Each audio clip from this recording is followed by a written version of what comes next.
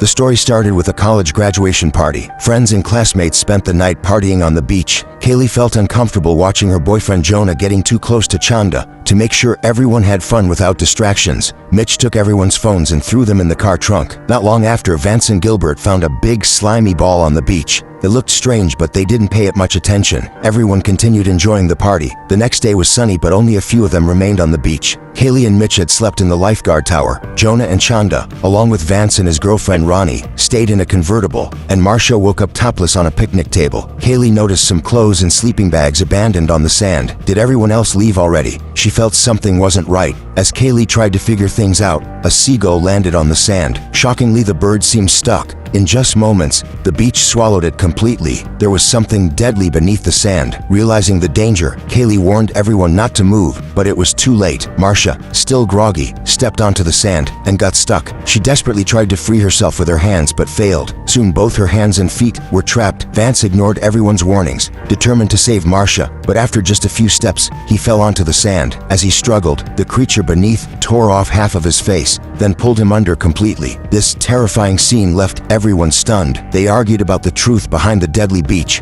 Without their phones, locked in the trunk, they had no way to call for help. Jonah tried to start the car and drive away, but of course, it wouldn't start. Kaylee wanted to know what was hiding beneath them. She carefully placed her hand near the sand. Immediately, many transparent tentacle-like creatures emerged, following every movement of her hand. Meanwhile, Gilbert, who'd gotten drunk the night before, had been stuffed into a trash can as a prank. Ironically, this saved his life. For now, Gilbert woke up cursing and struggling to get out, but he was too fat and stuck tight. Mitch quickly explained the deadly situation, warning everyone to stay put. As long as they avoided touching the sand, they would be safe for a while. But as time passed, their willpower slowly faded. Kaylee couldn't understand. Last night, they'd been playing on the sand without issues. Why had this deadly monster suddenly appeared? Where had everyone else gone? Had the creature eaten them all? Thinking about this pushed everyone to their breaking point. Gilbert had it worst. Not only was he painfully stuck, but he was also roasting under the hot sun. Nearly losing his mind, Gilbert began shaking the trash can. Desperate to escape, to ease Gilbert's suffering, Jonah threw him some sunscreen. The distance was far, but Jonah had good aim. Gilbert quickly rubbed the lotion onto his skin, instantly feeling relief from his misery. Just then, Kaylee noticed something new. Everyone looked where she was pointing. The strange ball Vance and Gilbert found last night had cracked open. They finally understood. The creature beneath the sand had come from that ball. It was actually an egg. After everyone fell asleep, the monster hatched and hid under the sand. Those thread-like things were its tentacles. To figure out the creature's attack range, Kaylee tossed a sausage onto the sand. As expected, the sausage vanished quickly. She tried several more times until the last sausage remained untouched. Now they knew exactly how far the monster could reach. If they got past that spot, they could escape safely. The only problem was that the safe spot was pretty far away. How could they get there without touching the sand? Jonah came up with an idea. There were 2 surfboards in the car. He placed one surfboard onto the sand, stepped onto it, then carefully placed the second surfboard in front of him. Everything went smoothly, but as Jonah put one foot onto a wooden stool, the monster struck. It pulled the surfboard backward. Jonah nearly fell, but luckily he managed to hold himself up with his hands. However, the board kept sliding back, and Jonah couldn't hold on much longer. The monster's tentacles appeared again, trying to stab Jonah's stomach. In a desperate moment, Jonah jumped with all his strength onto the picnic table. He was safe, but his stomach had been injured. Pain quickly spread through his body. Clearly, the tentacles were poisonous. Jonah rested on the table for a moment, and then noticed Marcia's bag left behind. As he searched for something useful, a banana fell out onto the sand. Without thinking, Jonah picked it up. He suddenly realized the monster didn't attack him. Holding the banana, he slowly moved toward the fire pit. Surprisingly, the tentacles stayed away. Jonah figured something out. The creature was afraid of fire. To test his theory, he jumped directly onto the fire pit. He was right. The monster didn't touch him. But at this moment, everyone saw Jonah's stomach wound had gotten worse. It was covered in blisters, some already oozing pus. Enduring incredible pain, Jonah returned to the picnic table. Kaylee reminded him to check Marcia's bag again. He found some beverages and bottled water inside. When Jonah threw a soda to Mitch, it fell onto the sand. Jonah had used too much strength, causing his wound to tear open even more. Blood sprayed out, and he had no choice but to lie down. He couldn't move anymore. Now the monster turned its attention elsewhere. It moved the surfboards first, then started eating the tires. At this rate, the creature would soon swallow the entire car, along with everyone still on it. The sun was blazing, and no one would come to the beach. If they wanted help, the only hope was the phones. They had to remove the back seat to open the trunk. but Chanda and Ronnie were too weak to pull it off. Ronnie refused to sit around and wait for death. She stepped onto the bumper with both feet, held onto Chanda with one hand, and used the other hand to insert the key into the trunk lock. As the trunk started to open, Ronnie lost her footing and almost fell down. Seeing this, Mitch grabbed a body hook and tried to help. They all worked together and were just about to succeed, when suddenly,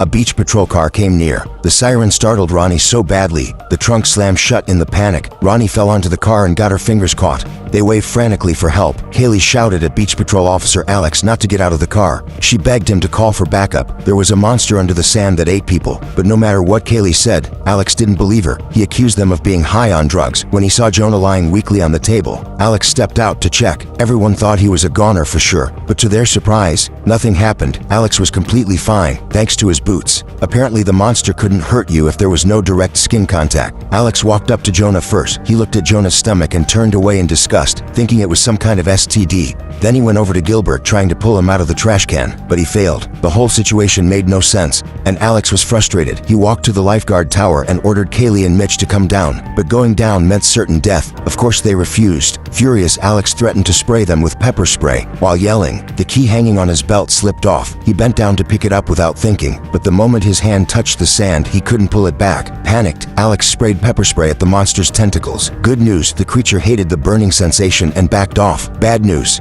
Alex's arm was already mostly gone. After a scream of pure agony, Alex collapsed to the ground. He became the monster's next meal. His death made the others even more hopeless, but Kaylee quickly grabbed his pepper spray. Then Mitch came up with a new plan. He wrapped his feet with towels and prepared to run across the sand. As Chanda tossed a towel to him, Mitch stumbled, crashed through the railing, and fell flat on the sand. Immediately, tentacles shot out from all directions, stabbing deep into his skin. Within moments, the creature devoured Mitch completely. Not even a bone was left behind. All that remained was a horrifying, human-shaped bloodstain on the sand. Mitch's brutal death threw everyone into sadness again, but Kaylee knew it wasn't the time to grieve. They had to find a way to escape, fast. She told Chanda to pick up a piece of railing from the ground and place it on the car. Then Kaylee removed a few more sections. She took a deep breath and jumped onto the car. To show Gilbert the escape route, Kaylee told him to try and turn himself around. Gilbert gritted his teeth and pushed through the pain. Meanwhile, with Kaylee and Chanda's help, Ronnie finally pulled her trapped fingers out of the trunk. Kaylee and Chanda laid the metal railings across the sand, planning to walk across them to reach the picnic table and regroup with Jonah. They made it safely. Then, it was Ronnie's turn, but something went wrong. She moved too quickly, lost her balance,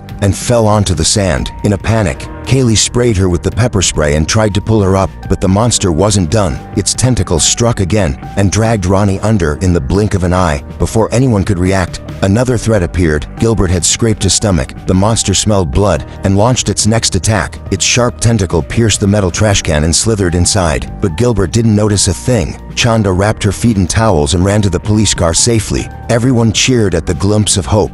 But as they laughed, Gilbert suddenly froze. Something was moving inside the trash can. The thin tentacles had grown thick and strong. They climbed onto Gilbert and yanked him deep beneath the sand. The tentacles didn't stop there. They began slamming into the police car. Chanda lost her balance, fell onto the hood, and passed out. It wasn't until nightfall that she woke up to Kaylee's voice. Chanda climbed onto the car roof and found a life raft. She inflated it, and Kaylee helped Jonah step onto it. At last, the three of them made it into the police car. But the danger wasn't over yet. The vehicle shook violently. The monster's tentacles returned. Only now, they were thicker and glowing with an eerie blue light. Kaylee realized they had no way out, so she climbed onto the roof and grabbed a gas can. She poured gasoline all over the sand. When the tentacles approached, Kaylee lit a match from her pocket and set the sand on fire. The tentacles burst into flames. Kaylee quickly climbed back inside. The creature tried to open the door but failed.